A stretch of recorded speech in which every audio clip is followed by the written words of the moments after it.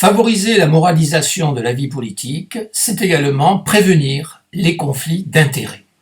Il faut éviter en effet que des intérêts personnels, des intérêts privés puissent influer ou même paraître influer sur l'exercice des fonctions publiques, sur les décisions politiques.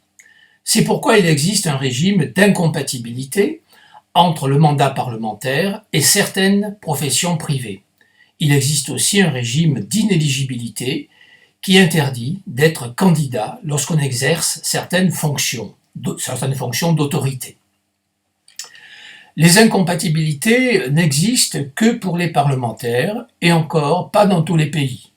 Les parlementaires y échappent par exemple en Allemagne. En France, la liste des activités privées incompatibles avec le mandat parlementaire est très longue. Il en va de même d'ailleurs en Tunisie, où même les fonctions électives locales entrent dans le champ des incompatibilités. Mais on pourrait sans doute améliorer encore le système.